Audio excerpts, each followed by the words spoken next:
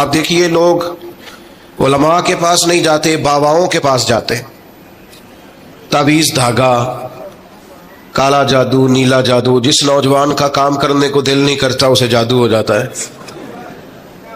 اور پھر یہ کہ کالی بلی رستہ کاٹ گئی تھی، اور پھر یہ کہ میں باہر نکلنے لگا تو کسی نے آواز دے دی تھی۔ عجیب قسم کی اوہام پرستیوں کا لوگ شکار ہیں۔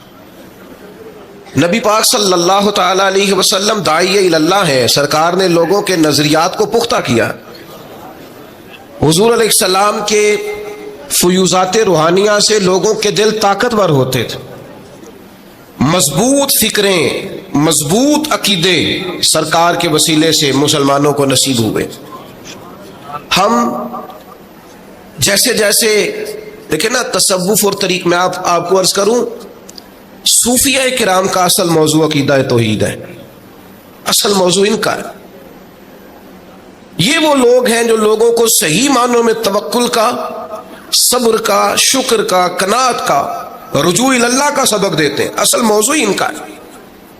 لیکن اب چونکہ صوفیہ کی جماعت میں وہ لوگ اللہ ماشاءاللہ خال خال رہ گئے، اور پھر یہ کہ بیٹھ گئے تعویذ دھاگے دینے والے، زاغوں کے تصرف میں، عقابوں کے نشے من، نتیجہ اس کا بڑا خطرناک برآمد ہوتا ہے۔ مضبوط فکریں، کبھی آپ اس روایت کو دیکھیں اور یاد کر لیں نا تو یہ بڑا نفع دیتی ہے۔ نبی کریم علیہ السلام نے حضرت عبداللہ ابن عباس رضی اللہ تعالیٰ عنہ سے فرمایا، عبداللہ، ساری دنیا مل کے تیرا بھلا کرنا چاہے کر نہیں سکتی جب تک رب نہ چاہے،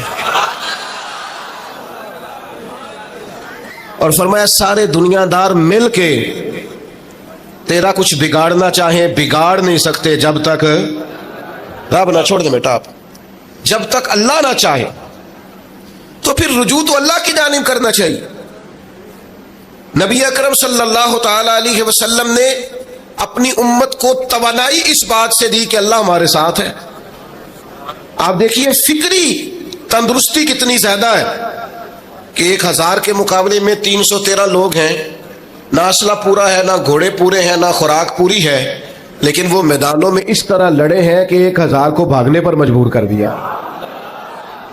وہ ابو جہل نے جب کہا نا جاسوسوں سے کہ جاؤ پتہ کر کے آؤ، تو انہوں نے آ کے کہا وہ تو 313 لوگ ہیں، بچے بھی ہیں، بوڑھے بھی ہیں، چیز کوئی نہیں پاس۔ تو ابو جہل کہنے لگا پھر تو انہیں گھوڑوں کی پشتوں پر باندھ کے مکے لے جائیں گے، وہاں جا کے دیکھیں گے کیا کرنا ہے۔ تو جاسوس کہنے لگا سردار اگلی بات بھی سننا، ہے تو 313 لیکن جان ہتھیلی پہ رکھ کے آئے ہیں۔ جس کے خیمے کے پاس سے گزرے ہیں شہادت کی دعا مانگتے دیکھا ہے، ان کی آنکھوں سے چمکتی ہوئی روشنی اور ان کے لفظوں سے پھوٹتا ہوا بلبلا اور ان کی آوازوں سے نکلتا ہوا دبدبا کسی جگہ بھی انہیں کمزور نہیں ہونے دیتا، ان کے اندر کہیں بھی کوئی کمزوری نہیں آنے دیتا۔ غریبی کا نام لے کے سارا دن پریشان ہونا، غریبی کا نام لے کے اپنے آپ کو مظلوم ثابت کر کے لوگوں کو مدد پر اکسانا بندہ مومن کا یہ طریقہ نہیں ہے۔ اپنی توجہ اللہ کی جانب کرے، نبی رحمت علیہ السلام کی بارگاہ میں استغاثہ پیش کرے، لیکن دنیا داروں کو مائل کرنا، لوگوں کی جیبوں کی طرف دیکھنا، یہ مومن کی شان گردن کو جھکا دیتا ہے۔ خیرات کا پتھر جہاں میں مانگنے والوں کے سر کبھی اونچے نہیں ہوتے، اور غیرت ہے بڑی چیز جہانے تگ و دو میں۔ بھائی آپ طاقتور بنے۔ دیکھیں نا ایک نوجوان نے آ کے حضور کی بارگاہ عالی مرتبت میں عرض کیا تھا، یا رسول اللہ صلی اللہ علیہ وسلم غریب ہوں کچھ دیجئے۔ تو حضرت جابر بن عبداللہ رضی اللہ تعالیٰ عنہ فرماتے ہیں ہم نے حضور سے بڑا کچھ سنا، یہ لفظ نہیں، لفظ لا، یعنی میرے پاس نہیں ہے، یہ ہم نے حضور سے سنا ہی نہیں۔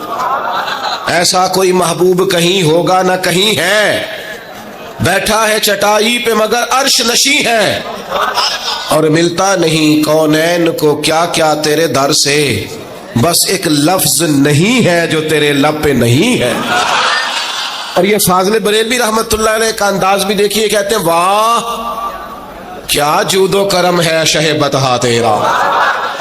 اور یہ ذرا دیکھیے شعری ذوق دیکھیے، واہ کیا جود و کرم ہے شہ بطحا تیرا، نہیں سنتا ہی نہیں، نہیں کیا انداز ہے. اب یہ کیسی زبان ہے اور کیسا یہ محاورے کا استعمال ہے جو شعری ذوق رکھتے ہیں وہ سمجھے. کہتے ہیں نہیں سنتا ہی نہیں. کون؟ مانگنے والا تیرا. یا رسول اللہ آپ سے مانگنے والا نہیں سنتا، حضور عطا کرتے. اور ایک جگہ پہ فرماتے ہیں میرے کریم سے گر قطرہ کسی نے مانگا، دریا بہا دیے ہیں دربے بہا دیے. حضور تو دیتے، پر نوجوان نے جب آ کے عرض کی نا یا رسول اللہ صلی اللہ علیہ وسلم کچھ دیجئے، وہ جوان ہو، چڑھتی جوانی ہو، اور پھر وہ سوال کرے. ہمارے ساتھ ایک دوست پڑھا کرتا تھا، یہ 3 مہینے کی چھٹیاں ہوتی تھی تو وہ مستریوں کے ساتھ مزدور لگ جاتا. ہم نے اسے کہا یار تو مطلب 9th 10th کے اندر مزدوری کرنے جانا، تو کہندا سی یار میں قد میرا ایڈا بڑا ہوں، ابا جی کو مانگ دیا شرم آؤندی. یہ سوچ نوجوانوں میں پیدا ہونی ضروری ہے. اب میں ابا جی سے مانگوں؟ مجھے تو دینا چاہیے. اس نے آ کے عرض کی یا رسول اللہ صلی اللہ علیہ وسلم کچھ دیجئے، تو حضور فرمانے لگے تیرے پاس کچھ بھی نہیں.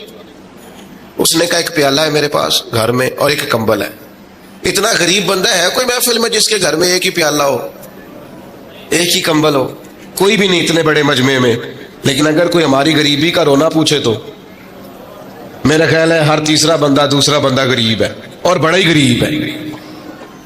ایک پیالہ ایک کمبل. کریم نے فرمایا لے کے آؤ. وہ لائے تو محبوب فرمانے لگے کون خریدے گا؟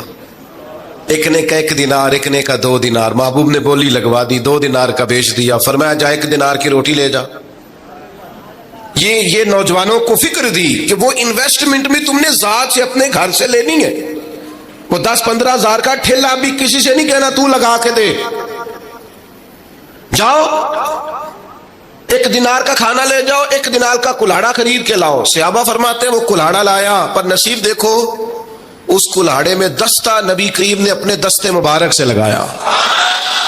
فرمایا جا جنگل میں جا کے لکڑیاں کاٹ اور بیچ، کھا بھی اور کھلا بھی، پی بھی اور پلا بھی. 10 دن مجھے نظر نہ آنا. وہ یارو یہ کیا بات ہوئی؟ مایوس رہنا، کمزور رہنا، فلانے نے میرے ساتھ تعاون نہیں کیا تو میں پیچھے رہ گیا، فلانے نے ہاتھ نہیں پکڑا. تو اپنی دنیا آپ پیدا کر. اگر زندوں میں خود جدوجہد کر، میدان میں اتر، ہمت کر. حضرت حسن بصری رحمۃ اللہ علیہ کے پاس ایک نوجوان نے آ کے عرض کی حضور بس آج کے بعد میں نے کام نہیں کرنا. فرمایا تمہیں کیا ہوا ہے؟ کہنے لگا آج میں نے عجیب منظر دیکھا ہے. میں نے دیکھا ہے کہ ایک شیر نے شکار کیا ہے بکرے کا، آدھا کھایا ہے، آدھا منہ میں پکڑ کے پہاڑی پہ چڑھ گیا.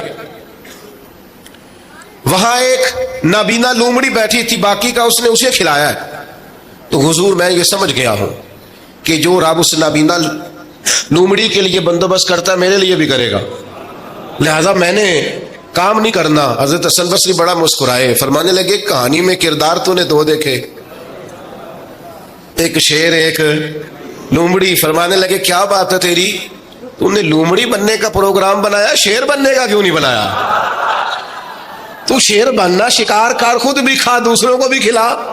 یہ کیا بات ہوئی؟ امت کے جوان فائلیں لیے دفتروں کے چکر لگاتے اور اپنی بغل میں کاغذات لیے امبیسیوں کے پھیرے کاٹتے اور ایجنٹوں سے سوال کرتے کہ مجھے ملک سے باہر جانا ہے، کیا طریقہ ہے؟ یہاں رہ کے بھی محنت ہو سکتی ہے. اپنی مٹی پہ چلنے کا سلیقہ سیکھو، سنگ مرمر پہ چلو گے تو پھسل جاؤ گے. دوستو سنو، میرے کریم نے فرمایا جا لکڑیاں. ایک پیشہ برا ہے میرے بھائیوں، ایک پیشہ وہ ہے کسی کے آگے ہاتھ پھیلانا. باقی دنیا میں کوئی پیشہ برا جو ٹھیلا لگاتا ہے اور مالٹے بیچتا ہے اور سیب بیچتا ہے، بڑا عزت والا آدمی. یہ شارٹ کٹ چھوڑ دو، دوسروں پہ بھروسہ کرنا چھوڑ دو. وہ شاعر ایک بیٹھا تھا نا، شاعر مجھ سے ناراض نہ ہو جائیں، تو کئی دفعہ وہ شعر و شاعری میں بھی ان کی حالت بڑی خستہ ہو جاتی ہے. جن دنوں لوگ پتلے کپڑے پہنتے ہیں، بعض شاعروں نے ان دنوں میں بھی موٹی چادر لی ہوئی ہوتی ہے. تو ایک جگہ بیچارہ بیٹھا تھا کونے میں، اللہ ماشاءاللہ سب کی بات نہیں، تو حالت ایسی خستہ تھی. ایک بندہ 5 روپے پھینک گیا، تو تھا خوددار، بڑی تکلیف کو اٹھا اپنے پیسے. تو اس نے کہا آپ کی حالت بتا رہی ہے، آپ کو ضرورت ہے. اس نے کہا ضرورت پڑی تو اللہ رسول سے مانگوں گا.